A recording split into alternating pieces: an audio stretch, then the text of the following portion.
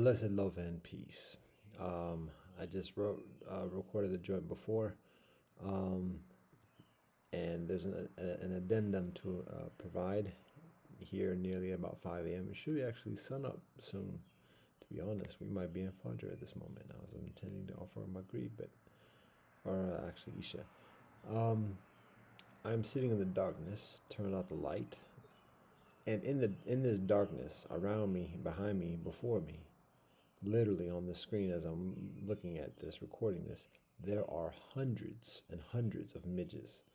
I let the windows open. I didn't have the screens on. Uh, the midges have subsided in the past day. Wasn't thinking about it too much. See some on the screen right now on the window.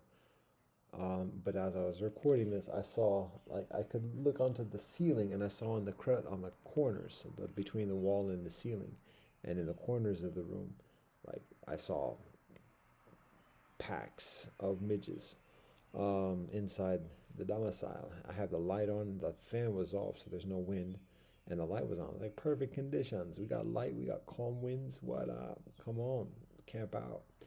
So now I turn the light off, and now some of the midges are active, and now they're calling the screens, and literally they're hundreds. They're still all just pretty much posted up on the wall, presumably at this moment. But it's trippy because we talk about feel the tree. Guess what?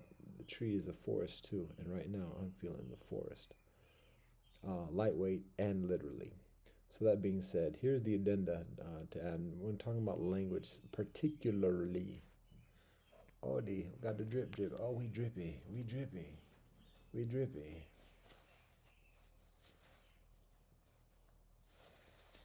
I don't think that's what that means.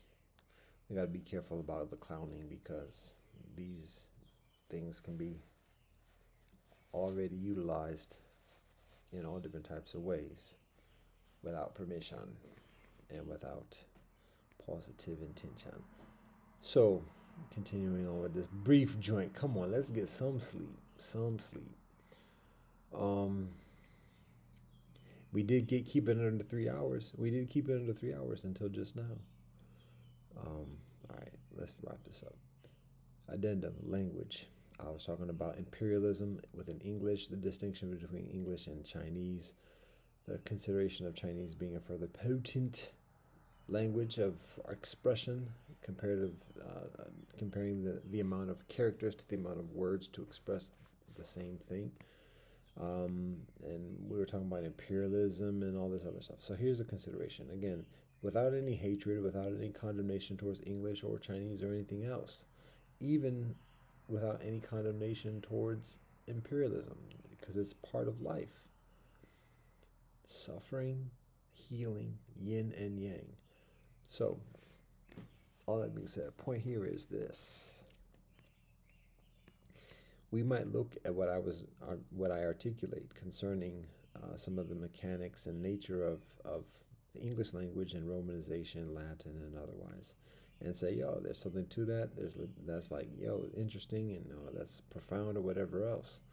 And it might, at the surface level, seem like an intrinsic admonishment or even a condemnation towards the English language. But here's the thing: to recognize again, imperialism continues, it evolves, there ebbs and flows, it waxes and wanes, it adjusts amidst the temperature and environments and climate.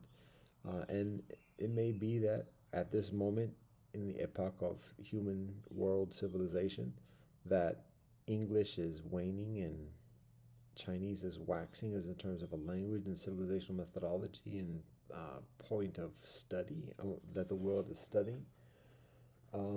But that's for this moment. And the evaluations we make about the language, oh, English is so individualistic, and oh, it's so egotistical, and da da da da da.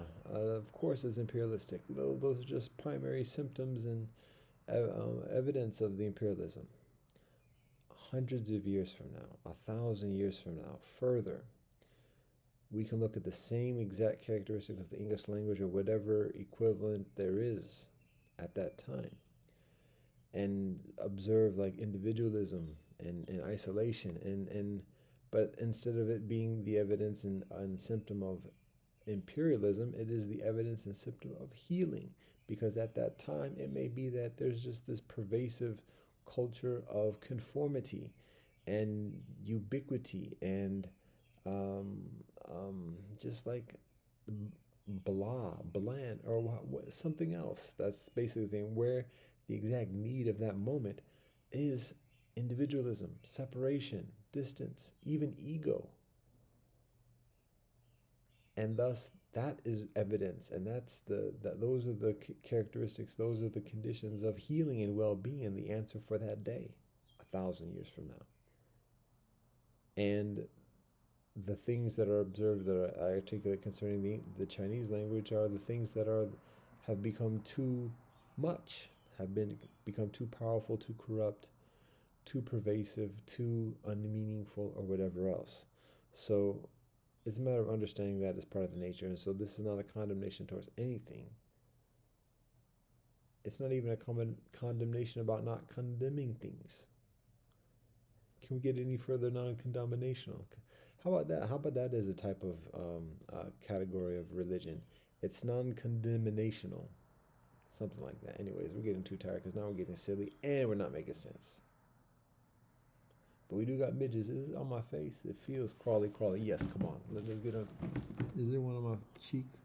Come on, it's a little bit too close. I don't know. That might just be my hair. Whatever. Definitely too silly and not making sense. I'm looking at midges all over the place as I'm saying this, so it's not too much of a leap. There it is. There's one that just flew by. And they're looking for light. They're looking for light just like all of us. Seriously, it feels like crawly. Now we're getting a little bit hypey now. Yeah, it's the difference between happy and hypey. So, that's pretty much it. We give all thanks and praise to the Most High Elohim, known by many names and beyond all names. Rastafari, blessed love and peace. One love and peace.